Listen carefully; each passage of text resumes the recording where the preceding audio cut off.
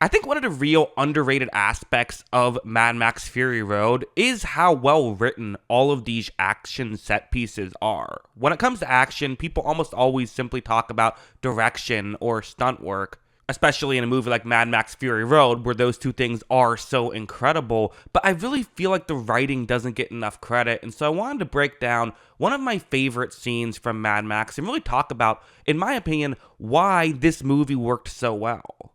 First, let's introduce the characters of this scene. Starting off with, of course, Max. Max has just gotten kind of thrown out of a moving vehicle, really, with the storm, and is now just getting up. This scene almost works as its own short film. As you see, he is kind of traumatized a little bit, and Max has one clear want. We're going to have to talk a lot about wants in this breakdown, as obviously that's really important when talking about character. We need to know what their clear goal is. Max wants to survive. That's pretty simple. He doesn't have any complex goal as of right now, just simply trying to survive. It even states that early on in the movie that is all he is attempting to do.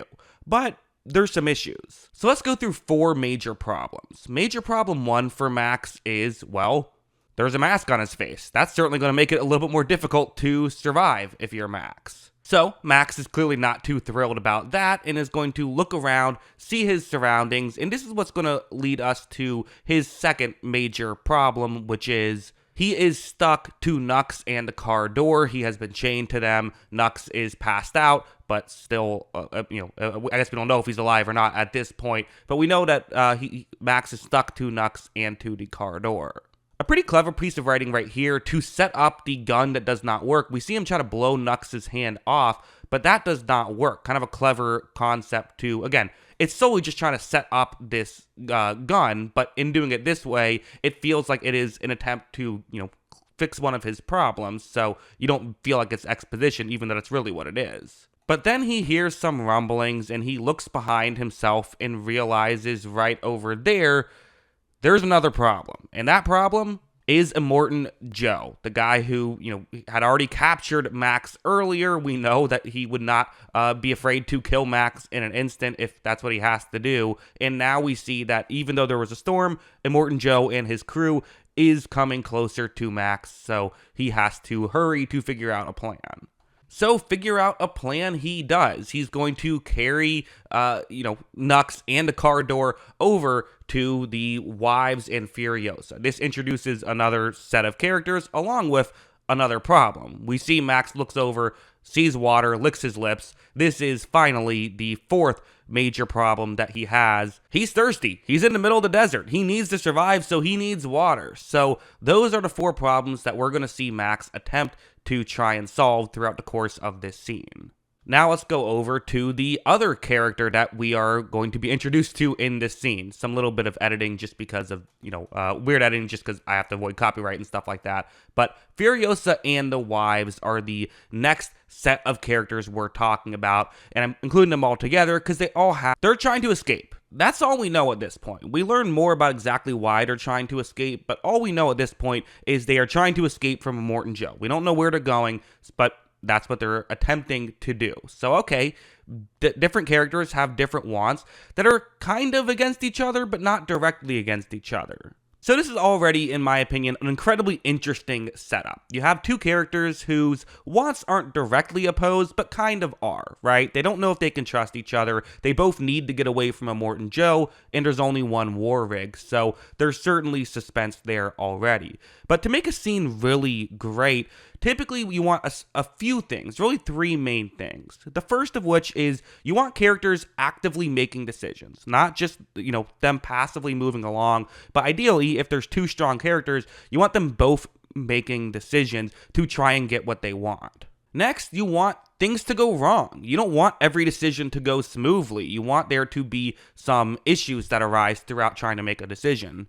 And then you want advantage changes or lead changes, so to speak. Have one character look like they're doing well, but then have the other character start to look like they're actually leading and have it go back and forth in that way. You don't want one character to dominate the whole thing. If it's a sporting event, the most exciting sporting events are the back and forth matches, not the one-sided ones. But why I love this scene so much and why I wanted to break it down is how often all three of those things are tied together. How often a character trying to achieve a goal, the thing that goes wrong is the opposing character trying to achieve their goal, making a decision for themselves, and that results in a lead change. And that's what we're going to discuss here. Let's just get into it. I think I've officially surpassed the time in the video where I'm allowed to say, let's just get into it, but regardless, we'll get into it now. So let's remember where we were right here. This is the last still frame I was showing you, and you see Max is attempting to get water right now. He is pointing the gun at Furiosa, kind of, threatening, saying, hey, I will shoot you if you don't give me water. Of course, we as an audience know that this gun does not work, it is not loaded, but of course, the Furiosa and the wives do not know this. And this is when our first character decision is going to come into play here, as Furiosa has a decision. Does she tell the wives, yeah, go ahead, give him water, or does she try and fight back? Here, she's not going to risk it. Furiosa signals to one of the wives to go over and give Max some water. You see that, the camera pans over, and we notice that one of the wives is pregnant, which is a good bit of visual storytelling, and Max gets what he wants. Boom. One of his wants, without a hitch, has been solved. So as I said, there's the 4 major problems. One of them is solved. The major problem 4, he's no longer thirsty, got the water, boom. Now there are just 3 problems left he's going to try and accomplish throughout the course of this scene. And another little bit of visual storytelling, just letting us know what's happening for later on in the scene. Some water splashes on Nux, who is the guy who is passed out right now. That's all it gives us. We don't know that he's about to wake up, but that puts the idea in our minds of, okay, if water's splashing on his head, good chance he could be waking up at some point. So Max has solved one of his problems and is not going to stop there. He wants to get the mask off his face. He's trying to get the chain taken apart. Okay, makes sense. Doing the same thing, he is going to try to get another one of the wives to come over and get the mask off his face. The wife actually notices, when looking at the chain, that Immortan Joe is coming close. So this is another just little bit of visual storytelling reminding us of the concern that the wives have and how important their want is, not just to get it done, but to get it done quickly. But here's where a thing goes wrong, where when the wife is trying to cut the chain off of Max, she can't do it. She's not strong enough because she's been, in capture for her entire life. She just doesn't have the strength to do it. And here is where the first character decision is going to really come into play. I mean, there already was the Furiosa deciding not to attack Max. Well, here she's doing the opposite. Watch her out of nowhere rush towards Max and tackle him. With the element of surprise, she is able to get the upper hand and tries to shoot Max, but here is where we have another thing going wrong. That was the first character decision resulting in a lead change for Furiosa. She got the upper hand, but has now lost the upper hand when it turns out the gun is unloaded. And when she tries to hit Max with the gun, we realize Max is very strong and is going to be difficult to overpower. Just like that, we have another lead change. Max then overpowers Furiosa, but it has a chain on him, and there's a lot of other wives out here. So because of that, he's kind of ganged up on, and Furiosa and the wives are able to take out Max, even though, and I'm pausing it right here, even though he is stronger than one of them together are stronger than Max. That was another example of a decision, the wives using the chain to, disrupt the Max to allow Furiosa and the wives to now have a lead change. They now have the upper hand. But Max uses what was a disadvantage, the car door, to his advantage now, using it as a shield. This is his decision, and that results in a lead change of his own. He now has the upper hand. And finally, due to all the commotion, we meet our third major character of this scene. This is Nux, complete with his own wants. His want is directly opposed of Furiosa. He wants to capture Furiosa and the wives to impress Immortan Joe. So while Max and Furiosa kind of have somewhat, butting heads, Nux is just straight up against Furiosa and the wives. There is no working together unless one of them changes one of their wants. So let's go back to Furiosa now. We see, a shot of her, and this kind of puts the audience in her mind. she has to do something. So again, this is currently a situation where Max seemingly has the upper hand, although it is not a massive upper hand in any direction. Furiosa is going to make a decision. She gets up and starts running. We don't know exactly where she's going, but she's running towards the war rig. She knows the war rig well. Probably isn't going to be good news for Max and Nux. And here's where a really good piece of writing comes in. Watch as Max and Nux, they make a decision to use it as a tripwire. Okay, good idea, right? Trying to get the upper hand, but it doesn't really work. It trips her, but she's fine. Furiosa maintains the upper hand and is able to get a gun, and now she massively has the upper hand. But we cut to Nux, and now we're going to see what decision he makes to try and, get the upper hand back for himself and also for Max, as they happen to be working together, as they're both currently working against Furiosa. Nux, kind of without thinking, just goes over and dives to Furiosa and just takes her out. This is another little interesting part I liked about this scene. Again, things move so fast that you really do have to pause it and break it down to notice every little detail. But you see that Max has wire cutters. So he could cut the chain off of him right now, help one of his major problems, but he's going to kind of, in the moment, decide which problem is more important. So again, this is character decisions, which is interesting to watch. You see him put that down and instead uses the chain to pull back Nux, which is helping out himself really with getting both Furiosa and Nux away from the gun.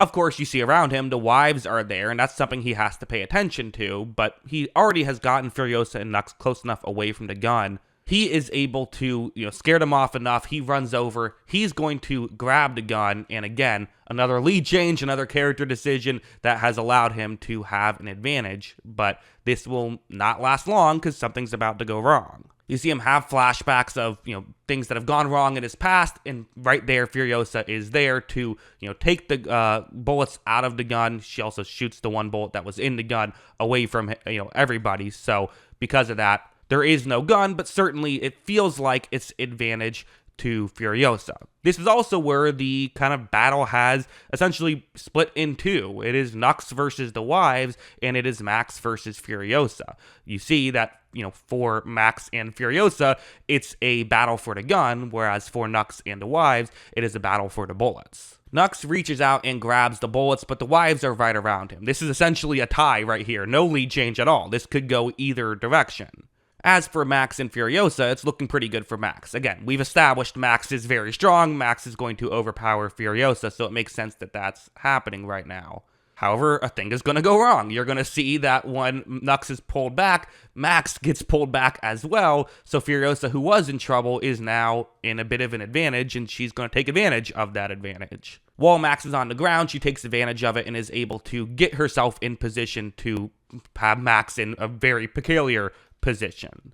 But something goes wrong for Furiosa. A decision by Max to take out Furiosa, and again, we establish that he has, a lot more strength than Furiosa, but now Furiosa is making a decision. She looks over and sees that there is the water that we saw earlier, which this is a nice little twist on what often is cliche when you see a character reach out for a rock and it's always like, okay, there happens to be a rock there. But using something we've already seen in the scene doesn't make it feel cheap at all. And I think just the way it's shot, where they're kind of letting us know right away that there is a hose there, doesn't feel like it's a twist out of nowhere. Instead, just feels like a thing she's trying to do with grab the hose. Furiosa does, in fact, get a hold of the hose, smacks Max with it, and once again gets a bit of a lead change right here. You see the wives are grabbing onto Max. It feels like it could be tough for Max. However, in an instant, Max and Nux kind of work pretty well together. And Max has the strength. You see Nux goes out. He is in position to give Max the bullets. And just like that, it is serious trouble for Furiosa and the wives. Max puts the bullets in the gun and is going to fire several warning shots right next to Furiosa's head. This is it. It is over for Furiosa and the wives. All that back and forth eventually leads to a victory for Max. Or does it? This is the situation right now, but there is still plenty left to go in this scene. In fact, as of right now, I talked about Max's 4 major problems he wants to get accomplished in this scene. None of them have been accomplished other than just him getting a drink of water. Max is immediately left with a decision. For Nux, he believes he has won. This is a victory for Nux. They have caught Furiosa, and you have Immortan Joe coming nearby. Nux is convinced that they're about to be, considered royalty once they get back to the, abomination that is where they are from. Max takes this opportunity to get some of what he wants. First, what he's going to do is demand to be cut free. So he gets Nux to cut the chain off of him. Boom, that is already kind of halfway towards getting the mask off. He also gets his jacket back. So, moving ahead, getting some of the things that he needs. So again, for the 4 major problems he had to solve, with mask on face, stuck to Nux, and a car door, and Immortan Joe being the 3 remaining, he has gotten one of those checked off. No longer stuck to Nux and a car door, only has 2 major problems left, the mask on his face, and he has to deal with Immortan Joe. Nux kind of tells him, hey, if you work with me, we can, don't worry about it. Immortan Joe will shower us in treasures and food. We're good. But Max has a decision to make. Is that worth it for him? He could go with Nux. That is a decision on the table. That is something he could decide to do. And for Nux, his entire want of this scene is going to completely come down to Max's decision. Either Max will give Nux what he wants or he won't.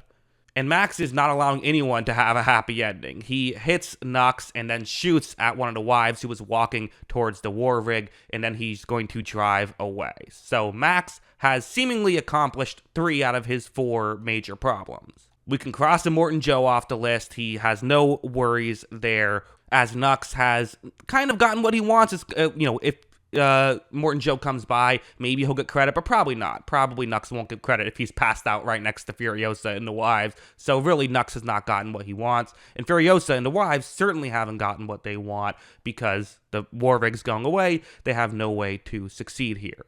However, there is one more character decision that we have not talked about yet, because it actually happened off screen. While Max is driving the war rig, it eventually breaks down. He's not exactly sure why and is very confused as the wives and Furiosa walk up to him, and it is revealed that there is a kill switch. Whereas if Furiosa doesn't hit a certain combination every couple of minutes with the war rig, then it essentially is designed to shut down. This way, she is the only one who can drive it. This feels like a win for Furiosa. She's going to be able to escape because she's the only one who can escape. She's the only one who can drive the war rig, but Max isn't going to let her have the victory so easy. He instead decides to say, okay, well, let's wait it out then. There is, you have Immortan Joe coming by, nearby. If Immortan Joe gets there, there's a lot more for the Furiosa and the wives to lose than there is for Max to lose, because Max at least has the hope of, if Immortan Joe gets there, then he can just say, well, I captured the wives for you, you're welcome. Who knows if that'll work, but that's a dilemma. And while Furiosa tries to talk Max out of it, it's not with any of the other logical things that I just brought up of why it could be concerning to trust Immortan Joe that gets Max to eventually let the Furiosa and the wives in. Furiosa instead tells Max that she can get the mask off of his face.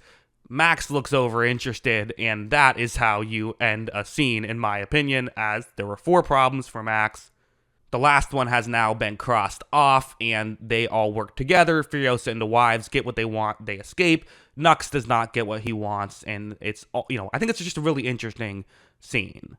To me, it's a scene like this that really sets apart the Mad Max franchise in general, and, Fury Road in particular, apart from a lot of other action movies. And what George Miller does so well is just kind of understanding, hey, these are the characters' goals in this specific scene, and making kind of everything about those goals and the decisions they're making, and usually having decisions go against each other. One of the things that really kind of, quite frankly, bores me when watching a lot of action movies is a character is in a hallway or something, and a bunch of other characters just run out trying to attack them, and then that character just beats them up. I love this style of action, of you're with the characters, you're seeing the gears turn in their head as, they make a decision that makes sense, but then the other character makes a decision that makes sense the other way, which causes all of this kind of back and forth. It's essentially a chess match, but just with action, which to me is far more interesting than just seeing 2 people wrestle in the sand. So because of that, that's part of what I love about this style of action, and why I think that, the Mad Max movies as a whole. I'm talking about Fury Road, but a lot, the other ones do it as well. I think it's why they've stood the test of time is because of this style of writing. And again, I'm saying writing. I know there wasn't actually a script for Fury Road, but there was. It was storyboarded very heavily, so that's kind of what I'm referring to there. But yeah, those are my thoughts on this, rather long-winded video. I hope you found it interesting. I found it interesting to make, so hopefully you found it interesting to watch. Let me know your thoughts in the comments below. Always love hearing from y'all, and of course, as always, thanks for watching.